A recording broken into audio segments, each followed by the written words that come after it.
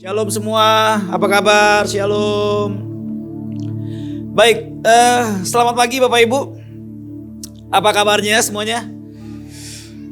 Wow, hari ini semua luar biasa ya. Saya percaya bahwa kita datang ke tempat ini bukan kebetulan Bapak Ibu. Hari ini Pagem dan Wagem lagi ada pelayanan di luar. Mereka tidak bersama dengan kita. Saya percayalah bahwa tetap ada penyertaan Tuhan di ibadah kita, amin.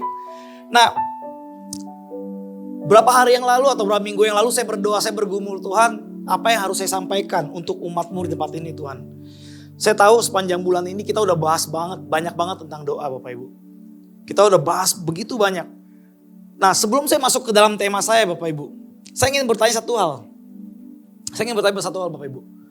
Bisakah kita atau kita menentukan di keluarga mana kita bisa lahir? Bisa gak Bapak Ibu? Saya pengen keluarga yang kaya, saya pengen punya orang tua yang baik hati, bijaksana, arif, dan lain sebagainya. Bisa gak kita menentukan itu Bapak Ibu? Gak bisa, betul. Saya mau lahir di suku ini, suku A, suku B, suku C misalnya itu. Bisa gak? Gak bisa Bapak Ibu, setuju gak? Artinya apa? Artinya gini Bapak Ibu, keberadaan kita di tempat ini saat ini, keberadaan kita di muka bumi ini, sepenuhnya, perhatikan, sepenuhnya semua atas kehendak Tuhan. Sepenuhnya. Apapun latar belakang kita hari ini, siapapun kita hari ini, sepenuhnya kita adalah hasil dari kehendak Tuhan. Nah, kata kehendak Bapak Ibu, itu dalam bahasa Yunaninya pakai kata telema. Artinya apa Bapak Ibu? Artinya seluruh keinginan yang gak cuma kita harus ikutin Bapak Ibu, tapi harus kita hidupi di dalamnya Bapak Ibu. Dan gak cuman itu, ternyata ada maksud Tuhan untuk yang namanya kebaikan. Ada yang maksud Tuhan untuk yang namanya berkat. Di situ Tuhan sudah masukkan dalam kehendaknya Bapak Ibu. Seringkali kita salah arah Bapak Ibu. Apa yang bikin kita salah arah? Kita seringkali kejar berkatnya bukan pribadinya. Dengar ini Bapak Ibu. Jangan kejar apa yang bisa datang sendiri Bapak Ibu. Matius katakan Bapak Ibu. Carilah dahulu kerajaan Allah dan kebenaran. Semuanya akan ditambahkan Bapak Ibu. Seringkali kita salah fokus. Kita mengejar apa yang bisa datang sendiri. Tapi kita tidak mengejar yang seharusnya kita kejar Bapak Ibu. Nah hari ini, sebulan ini kita udah bahas tentang doa Bapak Ibu. Dan saya percaya kita udah belajar banyak tentang doa. Hari ini tema saya adalah jadilah kehendak. Your will be done. Saya percaya bahwa tema ini gak bisa sembarangan Bapak Ibu. Saya percaya bahwa semua yang hadir di tempat ini, siapapun kita, akan diberkati. Kita buka hati kita lebar-lebar Bapak Ibu. Siap Bapak Ibu untuk belajar? Nah, saya mau buka di ayat ini kita buka. Matius 6 ayat 10 ngomong seperti ini. Datanglah kerajaanmu, jadilah kehendakmu di bumi seperti di surga. Seberapa banyak kita udah tahu doa ini? Gak ada yang tahu. Seberapa banyak kita yang udah tahu doa ini? Oh gak banyak ya, berarti gak semua yang tahu ya. Nah Bapak Ibu, doa ini saya percaya kebanyakan orang Kristen itu udah tahu. Karena ini basic banget doa yang diajarin sama Tuhan Yesus itu juga. Ini sesuatu yang dasar yang Tuhan ajarkan. Coba deh kita renungkan kalimat ini deh Bapak Ibu. Kita renungkan kalimat ini. Jadi ternyata doa Bapa kami adalah inti dari seluruh doa kita loh Bapak Ibu. Inti dari apa yang kita doakan Bapak Ibu. Dan saya mulai mengerti ternyata doa itu bukan cuma tentang meminta sesuatu kepada Tuhan Bapak Ibu. Doa itu tentang menyamakan hati kita sama hatinya Tuhan ternyata Bapak Ibu. Dan hari ini saya mau mengajak Bapak Ibu kita masuk pelan-pelan secara bertahap untuk membahas tema ini Bapak Ibu. Dan saya percaya Tuhan juga mau lakukan banyak hal dalam kehidupan kita. Tuhan pengen kita punya respon hidup yang benar. Tuhan pengen kita berjalan sama Dia setiap hari. Benar gak Bapak Ibu? Nah seringkali kita gak tahu apa yang harus kita lakukan Bapak Ibu. Saya akan mulai dengan ini. Next Bapak Ibu.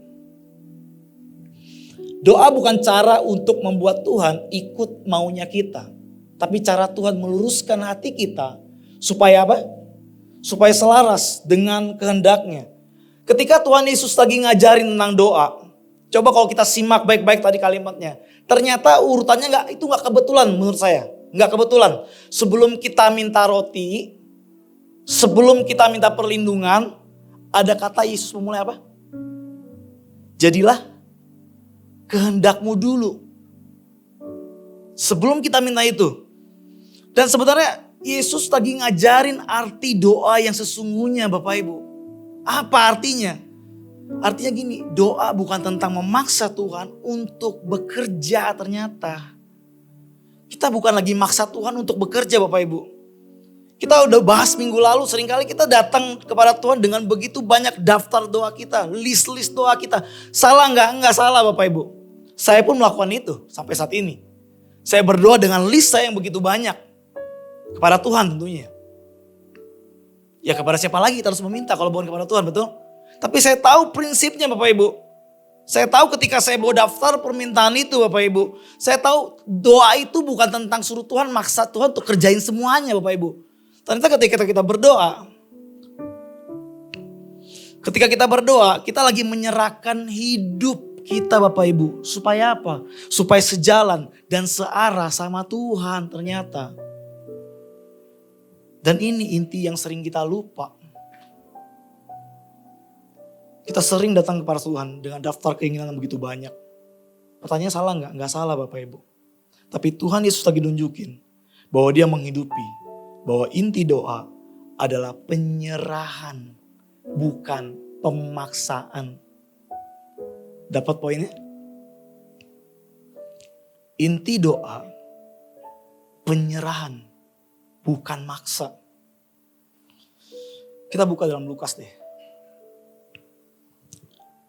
Ya Bapa, jikalau engkau mau, ambillah cawan ini daripada aku. Tetapi bukan kehendakku, melainkan kehendakmu lah yang terjadi. Bapak Ibu, saya pengen kita perhatikan satu kalimat ini Bapak Ibu. Satu kata ini Bapak Ibu yang saya tebelin Bapak Ibu. Kata tetapi, saya ingin kita mengerucut ke sana Bapak Ibu. Kata ini sederhana sekali, tetapi. Sederhana banget, tapi kalimat kata ini Bapak Ibu, justru bagi saya titik balik dari doanya Tuhan Yesus loh. Kalimat ini, kata ini titik balik dari doanya Tuhan Yesus. Di bagian pertama tuh Tuhan Yesus jujur kan.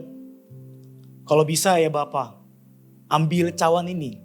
Tuhan Yesus jujur, kalau bisa ambil Bapa. Terus, apakah Yesus lagi pura-pura gak kuat? Enggak. Yesus lagi jujur sama Tuhan, dia lagi jujur bahwa itu sakit banget, itu menakutkan banget. Bahkan kalau kita lihat dalam sejarah manusia, perlu menjadi darah itu stres tingkat tinggi katanya menurut penelitian. Dan itu cuma terjadi sama Tuhan Yesus. Segitu takutnya dan dia bilang kalau bisa ambil cawan ini, dia lagi jujur Tuhan, berat. Gak sanggup.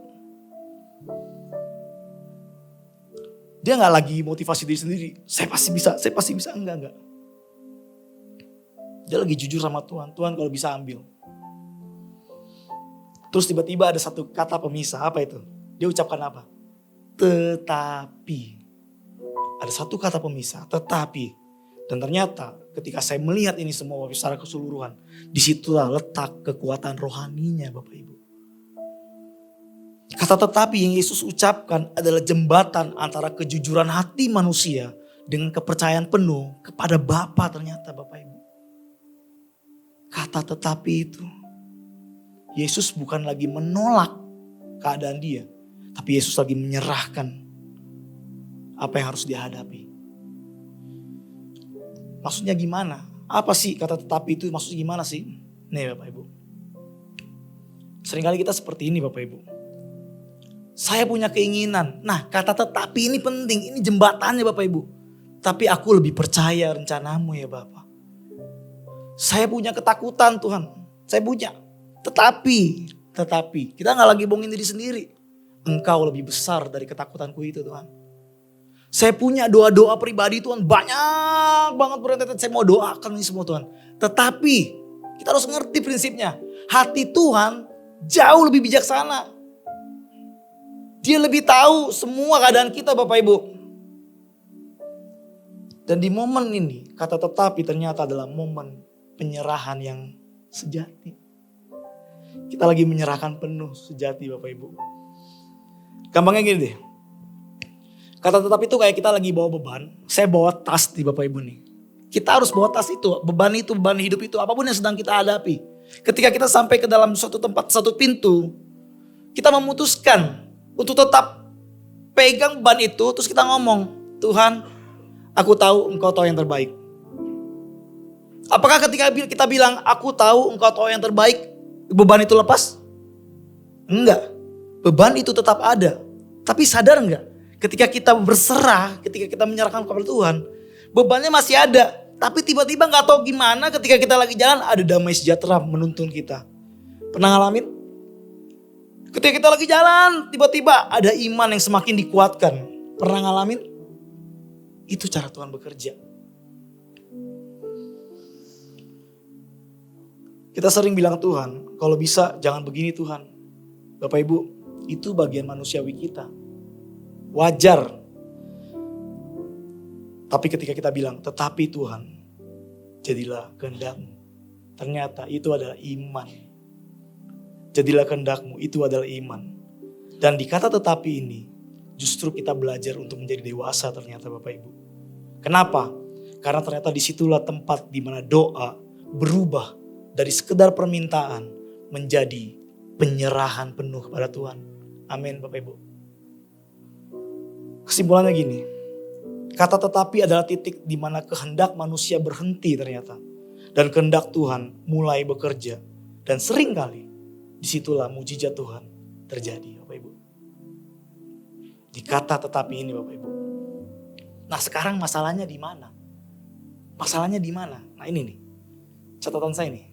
Masalah terbesar manusia bukan karena kita tidak mendengar suara Tuhan, tetapi karena suara keinginan kita sendiri terlalu keras, terlalu nyaring, terlalu menggema. Kadang kita mikir kalau masalah kita tuh ternyata kita gak dengerin suara Tuhan. Enggak, Tuhan ngomong kita dengerin, masalahnya suara kita lebih nyaring. Di titik ini Bapak Ibu, kita harus jujur sama diri sendiri. Seringkali masalahnya bukan kita gak dengar suara Tuhan ternyata. Kita dengar, tapi hati kita belum siap untuk tunduk sama jawabannya. Itu sebabnya kalimat jadilah kehendak-Mu begitu terasa berat, bener gak? Kita dengerin kok. Jadi sekarang pagi ini saya mau mengajak Bapak Ibu semuanya, kita buka hati kita lebar-lebar. Ada 3 alasan kenapa kita sulit untuk mengatakan Tuhan jadilah kehendak-Mu. Ada 3 alasan ini Bapak Ibu. Nah yang pertama adalah, kenapa kita sulit mengatakan biar kehendak-Mu yang jadi? Yang pertama karena kehendak Tuhan seringkali bertentangan sama kehendak kita, setuju gak? Kehendak Tuhan seringkali bertentangan sama kehendak kita. Tuhan bilang sabar, saya lagi berproses. Tapi hati kita bilang sama apa? Tuhan kalau bisa sekarang Tuhan. Kalau bisa sekarang Tuhan, aku butuh Tuhan. Masa mesti nunggu lama sih Tuhan? Tuhan bilang ampuni, terus daging kita bilang apa? Tapi sakit. Sakit Tuhan. Ujung-ujungnya apa? Kita bales. Tuhan bilang diam dan tenanglah. Semua yang mengalami pergumulan, Tuhan lagi ngomong nih, diam dan tenanglah.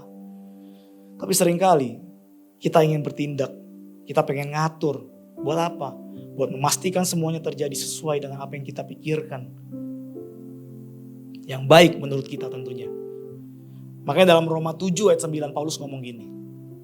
Sebab bukan apa yang aku kehendaki yaitu yang baik yang aku perbuat. Melainkan apa yang tidak aku kehendaki yaitu yang jahat yang aku perbuat. Perhatikan baik-baik. Masalah kita ternyata bukan karena kita gak mau taat loh Bapak Ibu.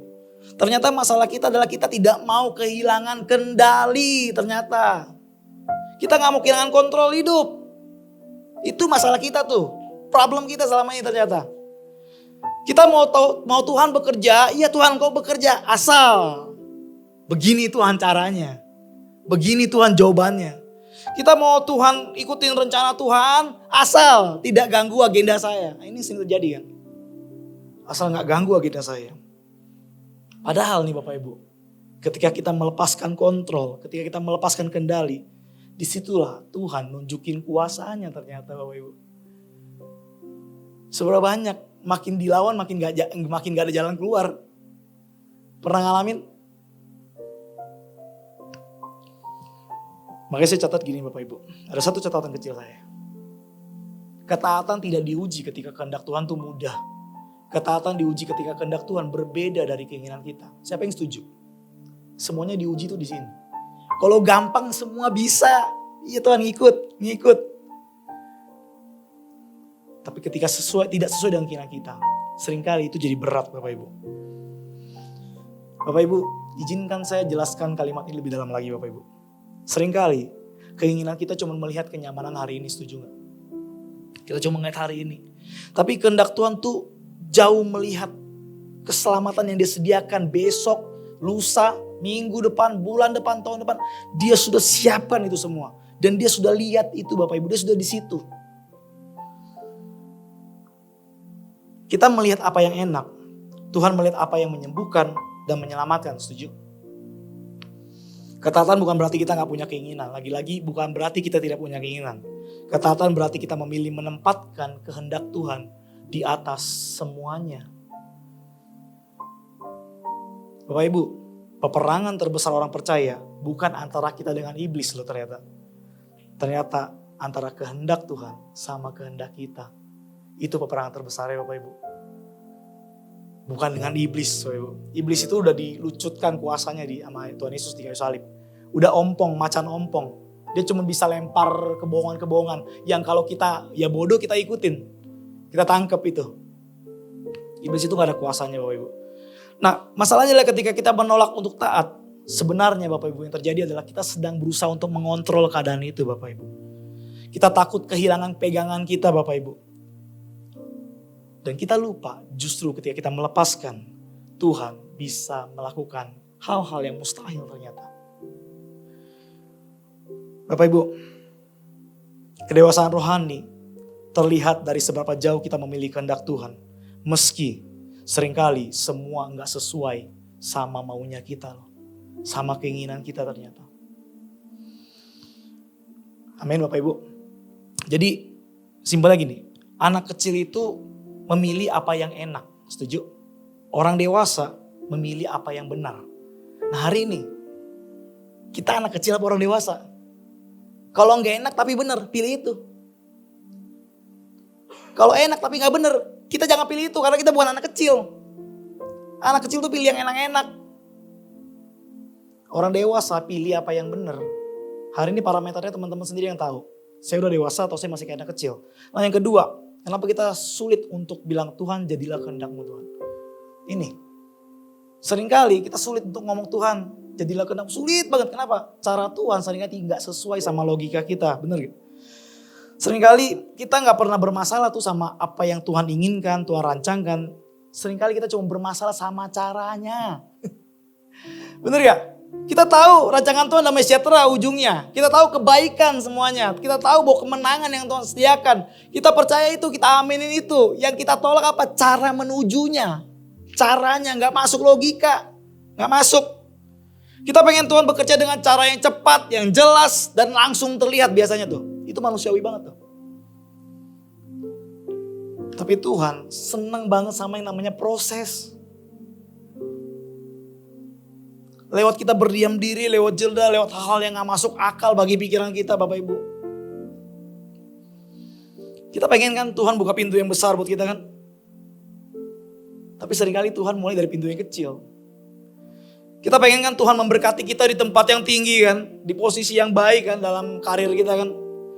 Tapi Tuhan seringkali membawa kita ke lembah dulu. Kita pengen kemenangan tanpa perangan, bener gak? Sering banget tuh.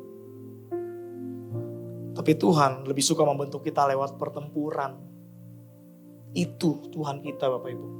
Dia bentuk hidup kita lewat proses. Gak ada yang instan. Seringkali kita percaya sama Tuhan bahwa kita bisa melewati ini semua. Tapi seringkali kita bilang caranya bukan begini Tuhan. Bukan begini, saya punya cara saya sendiri. Nah Bapak Ibu, cara Tuhan bekerja seringkali gak sesuai logika kita. Dan seringkali justru itu bikin kita ragu. Takut, bahkan pengen mundur, bener gak? Gak sesuai logika, kadang-kadang kita sampai gak berani untuk doa lagi sama Tuhan. Bapak Ibu masih ingat cerita tentang Musa membelah laut? Pertanyaan saya, Tuhan gak sanggup membelah laut sebelum bangsa Israel nyampe gak? Bisa. Tapi dia tunggu Musa angkat tongkat baru laut terbelah, bener gak? Alkitab mengatakan seperti itu. Masih ingat cerita tembok Yeriko yang roboh? Apakah Tuhan gak bisa kali? Jentik. Kayak Thanos gitu ya. Jentik langsung. Roboh. Apa gak bisa? Bisa. Kenapa dia suruh bangsa Israel keliling 7 hari? Masih ingat cerita tentang Yesus nyembuhin mata orang buta? Dia bisa bangkitin dengan satu kalimat bangkit orang. Dia bisa mengusir setan dengan satu kalimat mengusir setan. Tapi di satu bagian dia nyembuhin mata orang buta. Dia gak langsung ngomong sembuh enggak. Ada satu bagian yang dia lakukan apa? Dia ngaduk tanah pakai apa? Ludah. Dilap ke matanya. Kenapa dilakukan itu? Kenapa Tuhan melakukan itu semua? Dengar nih Bapak Ibu, jawabannya adalah Tuhan gak mau cuma mengerjakan hasilnya Bapak Ibu. Dia mau mengerjakan iman kita. Iman. Karena apa? Iman tidak dibangun dari cara yang masuk akal. Iman dibangun dari langkah yang tidak masuk akal Bapak Ibu. Saya pernah dalam pelayanan saya bersama dengan mentor saya waktu itu. Ada satu orang kurus banget, saya lupa sakitnya apa, saya lupa banget. Kurus banget, ketika datang ke rumah dia kita cuma berdua, kita layani dia. Bagi saya, gak mungkin nih orang sembuh. Beneran, kulit membungkus tulang, di tiduran, dan dia gak bisa bangun, gak bisa aktivitas. Ketika mentor saya ajakin, ayo kita pelayanin dulu, kita layani sini. Oke kita layani, datang. Hati saya, bukan saya menolak Bapak Ibu. Tapi saya ngelihat, gak mungkin orang ini sembuh, gak mungkin. Tapi mentor saya ajarkan, bagian Tuhan itu, bagian kita cuma percaya. Sembuh gak sembuh itu bagian Tuhan, ngapain kita ambil bagian Tuhan? Akhirnya apa yang terjadi? Kita layani, kita doakan, kita datengin. Saya lupa berapa minggu kejadiannya deh. Layani. Sampai di satu titik kita datang yang terakhir kali tuh. Dia berdiri Bapak Ibu, begini. Saya merinding saat itu Bapak Ibu. Menurut logika saya, gak masuk. Dan apa yang terjadi? Keluarganya yang gak percaya Tuhan. Satu keluarga percaya Tuhan Bapak Ibu. Sering kali Tuhan lakukan itu. Dia pengen bangun iman kita Bapak Ibu. Dia gak mau cuma mengerjakan hasilnya. Karena kalau cuma hasilnya, hidup kita bisa aja asal-asalan. Bener gak? Makanya saya catat gini Bapak Ibu. Kita ingin cara Tuhan yang masuk akal. Padahal iman lahir dari hal yang tidak masuk akal. Bapak Ibu, denger ini, percaya ini. Tuhan gak pernah salah langkah. Seringkali kita aja yang terlambat buat ngerti. Tuhan gak pernah salah langkah. Kita yang telat buat ngertinya. Percaya deh. Cara Tuhan terkadang bikin kita bingung di awal, bener gak sih? Ini apa sih Tuhan maksudnya? Saya belajar Bapak Ibu. Ketika kita gak ngerti, stop tanya Tuhan. Tuhan kenapa Tuhan? Kenapa ini terjadi Tuhan? Stop. Percayalah kita gak akan dapat jawabannya tuh teman-teman. Sering kali. Terus apa yang bisa kita lakukan kalau kita gak ngerti? Minta tuntunannya. Minta pimpinannya. Supaya kita tahu di endingnya bahwa dia tetap bekerja mendatangkan kebaikan.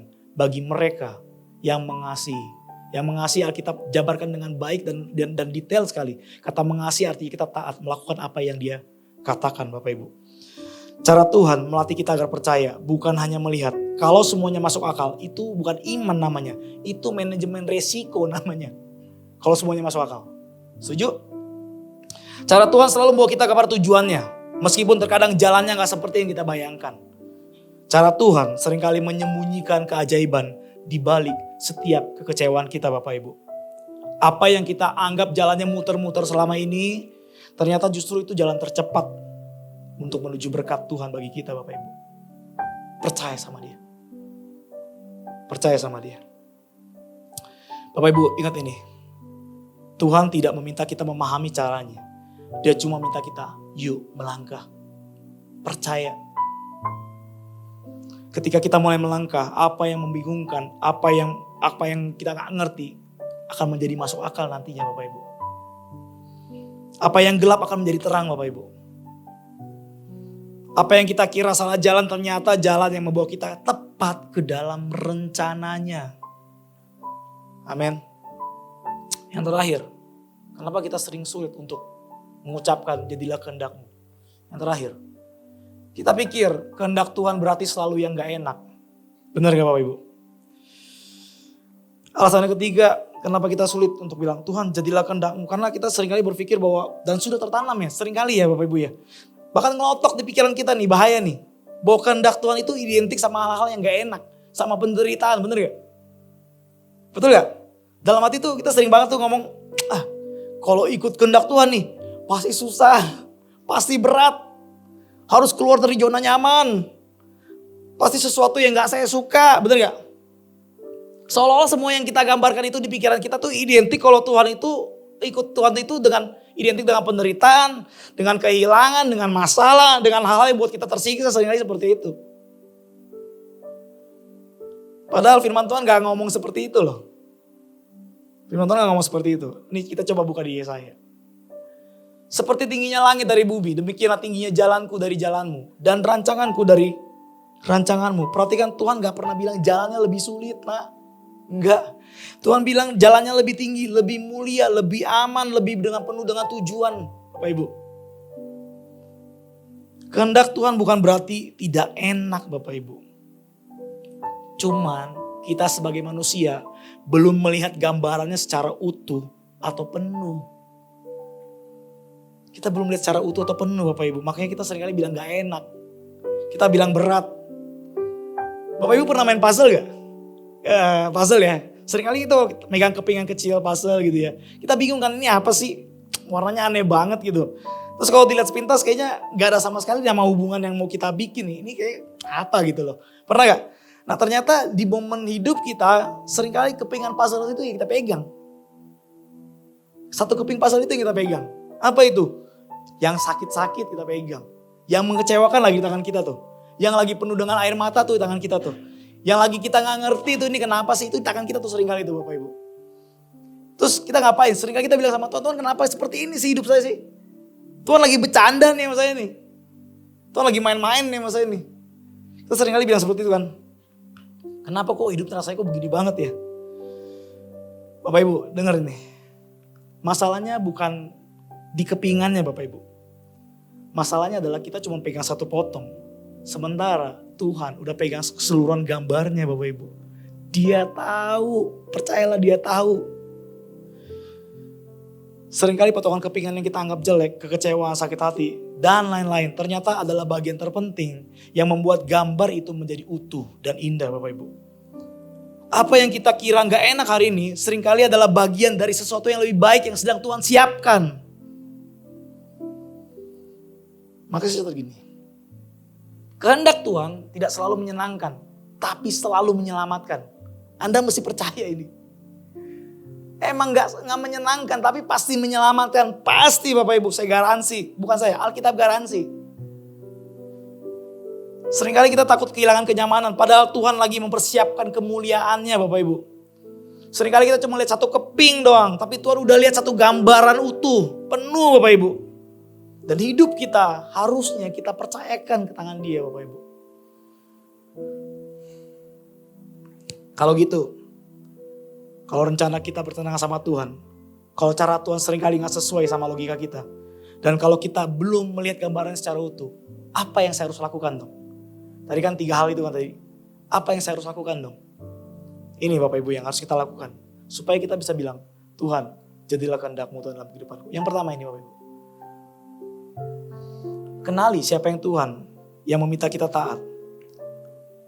Saya ulang, kenali siapa Tuhan yang meminta kita taat. Bapak Ibu dengar ini baik-baik. Kita gak mungkin menyerahkan kehendak kita kepada Tuhan kalau kita belum sungguh-sungguh mengenal dia, setuju gak? Masalah terbesar itu bukan di kehendak Tuhan yang terasa berat ternyata. Tapi di gambaran Tuhan yang kita simpan di hati kita seringkali itu rusak, kabur, atau keliru Bapak Ibu. Bukan di kehendaknya tapi di gambarannya. Banyak orang Kristen berusaha taat tapi hatinya tuh ragu-ragu. Kenapa? Karena dia sedang menyerahkan kehendaknya kepada Tuhan yang dia asumsikan bukan Tuhan yang dia kenal. Jadi persoalannya kita gak bisa berkata jadilah kehendak-Mu bukan karena kita gak mau menyerah. Tapi karena kita gak yakin sama pribadi yang lagi minta itu. Benar gak? Coba lihat ini ada satu quote yang bagus banget. Iman gak pernah berdiri di atas perintah. Iman itu berdiri di atas karakter Bapak Ibu. Saya akan jelaskan, jangan melotot dulu. Nah Alkitab tuh gak pernah mendesak kita untuk percaya sama rencana Tuhan. Setuju?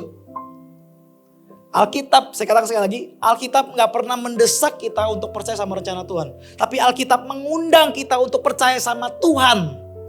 Bukan rencananya, ingat. Sama pribadinya, bukan perbuatannya. Ngerti? Nangkep?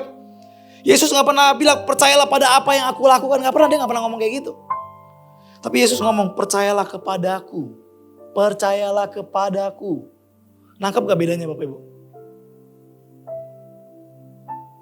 Jadi ternyata karakter Allah adalah fondasi ketaatan yang sehat. Nah seringkali Yesus menyuruh murid-muridnya melakukan hal-hal yang mustahil.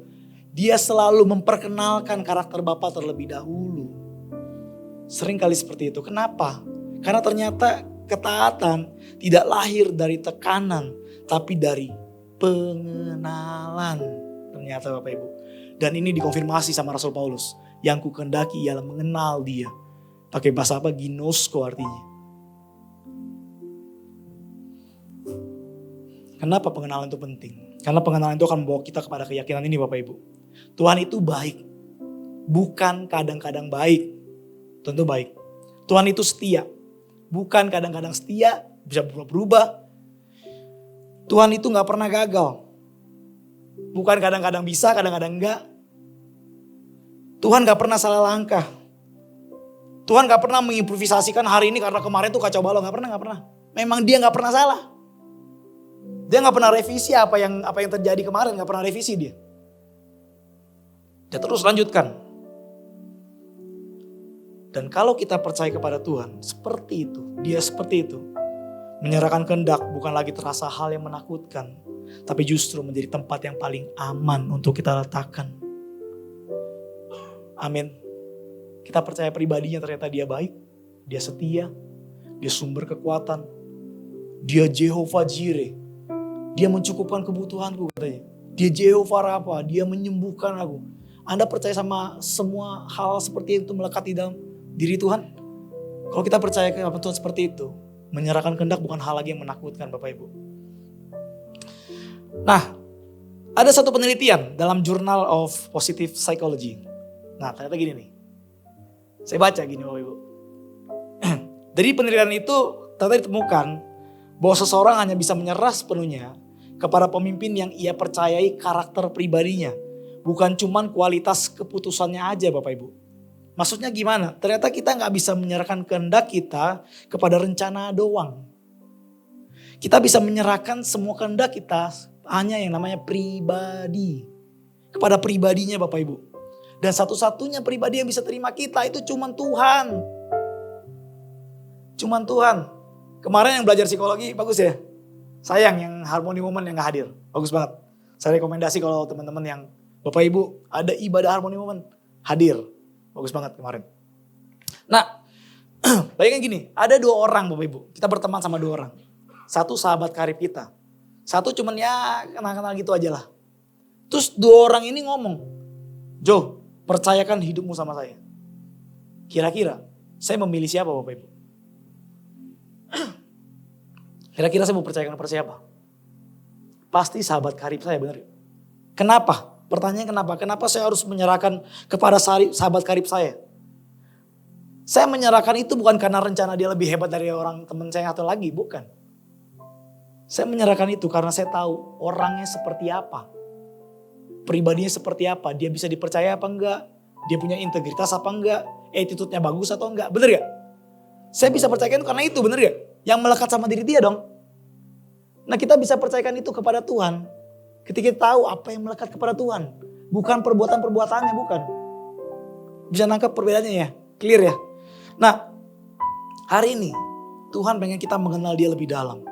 Kenapa? Semakin kita mengenal dia, semakin mudah kita menyerah sama kehendak dia Bapak Ibu. Semakin gampang. Jadi ternyata ketaatan bukan soal kemampuan, tapi soal kualitas pengenalan akan dia. Karena itu, jangan serahkan rencanamu kepada rencananya, tapi kepada pribadinya Bapak Ibu. Pada pribadi Tuhan. Kenapa? Kalau kita salah melihat rencana Tuhan, seringkali kita bisa bingung. Salah melihat, salah menafsirkan proses Tuhan. Kita bisa marah, kita bisa kecewa, kita salah arah sendiri akhirnya ujung-ujungnya. Perasaan gak kayak gini di jalannya. Nah seperti itu. Hal seperti itu yang bisa bikin kita kecewa Bapak Ibu. Jadi hari ini kalau kita melihat hati Tuhan dengan benar. Kita bisa berkata dalam shalom kita. Bapa, biar kehendak-Mu yang jadi. Amin. Yang kedua, kalau yang tadi pertama, kenali siapa Tuhan yang meminta kita taat. Yang kedua, setelah kita kenal, kita mesti ngapain? Yang kedua, latih hati untuk mempercayai bahwa kehendak Tuhan selalu lebih baik. Kita udah tahu nih, kita udah mengenal nih. Terus kita masuk langkah kedua, ini fondasi yang penting Bapak Ibu. Ini fondasi dari seluruh perjalanan iman kita. Hati ini perlu dilatih.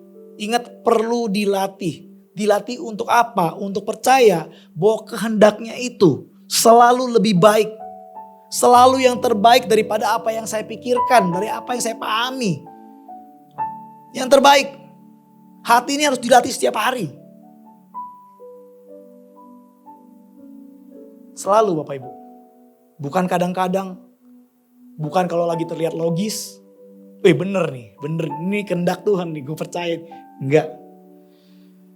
Bukan kalau lagi sejalan sama rencana kita. Atau bukan kalau kita lagi nyaman, semuanya baik-baik aja. Enggak Bapak Ibu. Tapi selalu, di setiap musim, di setiap situasi, di setiap titik hidup kita. Amin.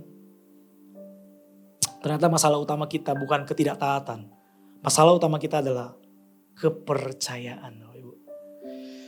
Seringkali kita gak bergumul karena perintah Tuhan itu sulit. Kita bergumul karena di dalam hati kita seringkali ada suara yang bertanya. Kalau saya ikut kehendak Tuhan, jangan-jangan saya malah kehilangan ini.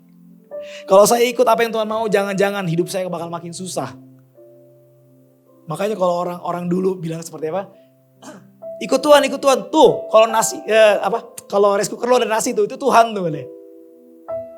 Seringkali kita takut, punya persepsi kalau ikut Tuhan makin susah. Saudara, kita harus jujur. Seringkali kita gak takut sama kehendak Tuhan.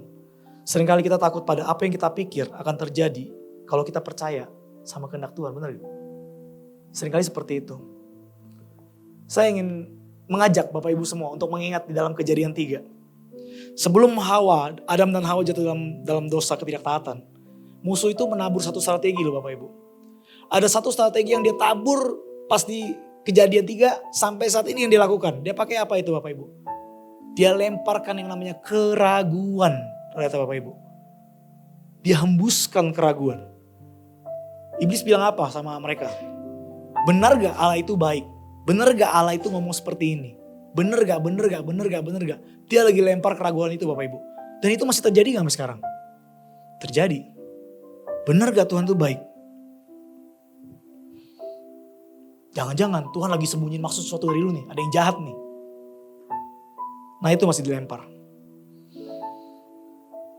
Makanya Paulus kasih fondasi dasar teologis yang menurut saya itu luar biasa banget. Di dalam Roma 12 ayat 2 yang kemarin sempat dibahas juga tuh di dalam seminarnya. RH Woman. Janganlah kamu menjadi serupa dengan dunia ini. Tetapi berubahlah oleh pembaruan budimu. Sehingga kamu dapat membedakan mana kehendak Allah. Apa yang baik, yang berkenan kepada Allah. Dan apa?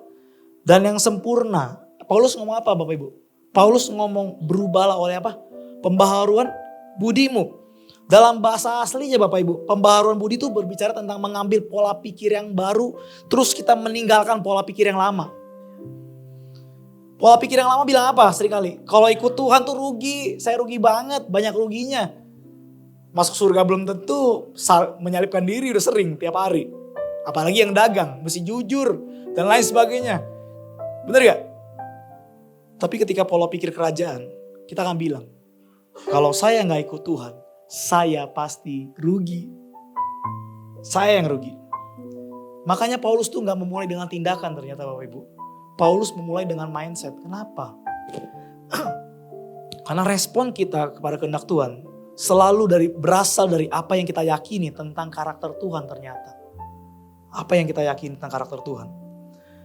Kalau kita percaya kehendak Tuhan itu berat, kita cenderung ngapain? Menghindar. Bener gak?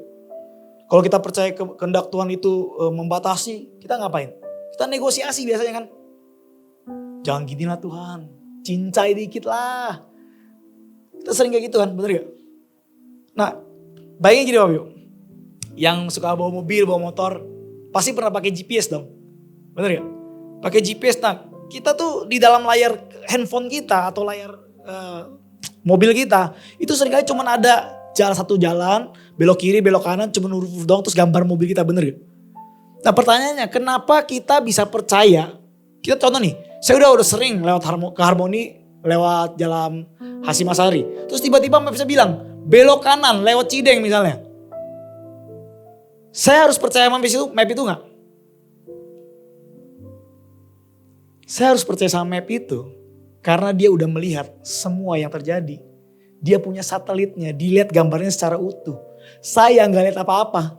Saya pernah ngeyel Bapak Ibu.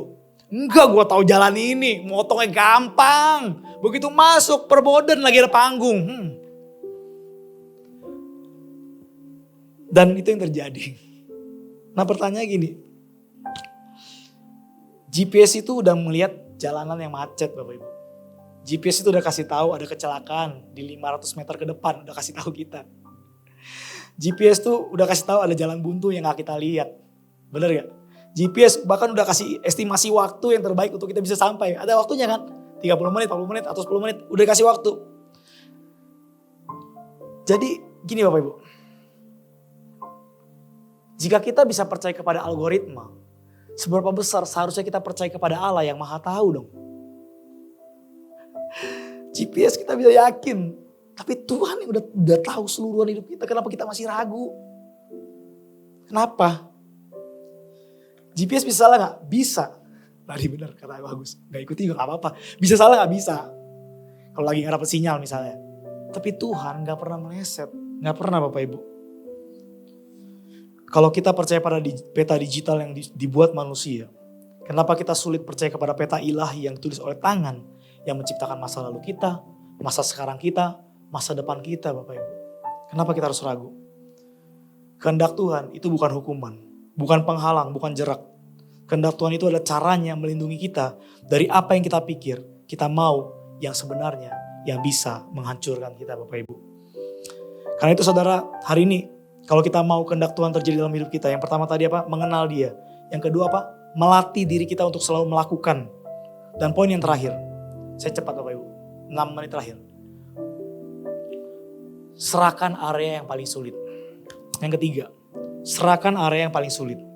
Bapak Ibu, kalau kita boleh jujur, ada satu ruang di hati kita ternyata yang paling sulit disentuh oleh Tuhan. Apa pasti ada? Bukan pelayanan kita tentunya. Bukan kelemahan kita tentunya. Bukan masalah kita tentunya. Bagian yang paling sulit yang kita serahkan kepada Tuhan adalah tahta hati kita. Tempat di mana kita pengen jadi pengendali, penentu, bahkan penguasa atas arah hidup kita sendiri Bapak Ibu. Tahta itu Bapak Ibu. Jadi masalah terbesarnya bukan kita nggak tahu, tapi seringkali keinginan untuk berkuasa. Bapak Ibu, sejak di Taman Eden, manusia ingin satu hal. Kedaulatan tanpa ketergantungan. Mereka pengen jadi seperti Tuhan. Dibohongin tentunya. Tapi mereka gak mau bergantung sama Tuhan. Mereka mau bilang jadi seperti Allah, tapi mereka gak mau taat sama Allah. Jadi ini bukan cuma berbicara tentang dosa, tapi juga berbicara tentang masalah postur, arah hati kita yang melenceng atau salah Bapak Ibu. Kita sering merasa kalau kita pegang kendali, kita akan merasa aman, benar gak? Padahal ini paradoksnya nih. Justru di tangan kita, hidup kita paling rapuh. Percaya deh. Semakin kita genggam, semakin kita mau pegang, itu paling rapuh ternyata. Kita sering, kalau Tuhan yang memegang kendali, kita sering gak merasa aman atau nyaman. Kenapa? Karena identik sama penderitaan yang akan menanti kita tuh. Proses yang menanti kita tuh. Kita sering seperti itu tuh. Dan ini kebenarannya, ini faktanya Bapak Ibu. Di tangan Tuhan justru hidup kita terlindungin. Di tangan Tuhan justru hasilnya yang terbaik. Kenapa? Karena lagi-lagi dia udah di situ. Percaya sama orang yang udah di situ. Percaya sama pribadi yang udah di situ. Bukan cuma lagi ngomong yang belum pernah di situ. Ingat ini Bapak Ibu. Doa itu bukan Tuhan melakukan apa yang saya mau. Melainkan Tuhan menjadikan hati saya melakukan apa yang Dia mau. Masih ingat cerita di Taman Getsemani, Yesus lagi berdoa. Yesus ngomong apa? Bukan kehendakku, melainkan kehendakmu. Padahal dia tahu, abis dia ngomong seperti itu, dia apa yang menanti dia? Salib dan pengkhianatan. ditangkap, digebukin, kasih mahkota duri. Dia tahu dia akan mengalami semua itu. Yesus lagi menunjukkan satu kebenaran tentang kerajaan Allah. Dan ini yang menjadi catatan saya Bapak Ibu. Kedaulatan Tuhan adalah tempat paling aman. Meskipun jalannya adalah jalan yang paling menantang atau menyakitkan atau paling menderita atau apa, namakan itulah. Kedaulatan Tuhan adalah tempat yang paling aman. Yang percaya dan mengerti katakan amin. Oke, gini, bayangan gini Bapak Ibu. Ada dua tangan Bapak Ibu. Yang pertama adalah tangan manusia. Tangan manusia. Tangan manusia ini rapuh. Gampang terombang-ambing ketika terjadi masalah. Gampang goyang. Satu di tangan Tuhan. Tangan Tuhan kokoh. Tangan Tuhan kuat. Tangan Tuhan teguh. Tangan Tuhan ada jaminan masa depan. Nah pertanyaannya Bapak Ibu. Ketika kita lagi hidup di dunia ini. Seringkali kita menyerahkan hidup kita ke tangan yang mana Bapak Ibu? Nah ini cuma kita yang bisa jawab pribadi. Kalau kita menyerahkan ke tangan kita sendiri Bapak Ibu. Seringkali akan hasilnya seperti itu. Gampang goyah, gampang stres, gampang frustasi, gampang depresi. Gampang mengalami hal-hal yang gak baik. Tapi ketika kita menyerahkan kepada tangan Tuhan. Meskipun kita belum melihat hasilnya. Iman itu ngajarin kita untuk melihat hasilnya justru. Bukan jalannya. Kenapa? Ketika kita meletakkan hidup kita di tangan Tuhan. Kita gak cuma ada keamanan. Tapi juga hidup kita dibawa ke tempat yang tidak akan pernah bisa dicapai dengan kekuatan kita sendiri ternyata. Amin. Dengar ini. Tangan Tuhan tidak hanya memegang kita. Tapi dia membentuk kita. Dan apa yang Tuhan bentuk selalu lebih kuat daripada apa yang kita bangun sendiri ternyata Bapak Ibu. Dalam kerajaan Allah. Perkara terbesar bukan apa yang kita lakukan. Melainkan siapa yang memimpin hidup kita. Tuhan tidak mencari hamba yang sempurna. Tuhan mencari hati yang mau berserah. Karena ketika hati berserah, kehendak Tuhan gak lagi terasa seperti ancaman ternyata. Tetapi undangan untuk masuk ke dalam rencanaan yang lebih baik. Rancangan yang lebih baik. Amin. Amin. Saya undang tim pemusik, tim pemuji. Sebelum kita menaikkan pujian ini saya pengen kalimat doa jadilah kehendakmu adalah jadikan pintu menuju hidup yang sejati Bapak Ibu. Kenapa? Karena rencana kita hanya membawa kita sejauh kemampuan kita. Tapi kehendak Tuhan membawa kita sejauh panggilannya Bapak Ibu. Kekuatan kita bisa runtuh tapi rancangan Tuhan gak pernah gagal. Keinginan kita bisa berubah tapi kehendak Tuhan selalu sempurna ternyata. Dan ini slide saya yang terakhir. Terakhir, saya janji. Menyerahkan diri kepada Tuhan bukan akhir cerita hidup kita. Tetapi justru awal dari karya Tuhan dimulai dalam hidup kita. Inilah kekristenan sejati menurut saya Bapak Ibu. Bukan sekedar percaya kepada Tuhan, tapi memilih mengikutinya. Dan janjinya itu jelas. Setiap hidup yang berserah kepadanya tidak akan pernah berakhir di tempat yang salah. Amin. Mari kita bangkit berdiri Bapak Ibu.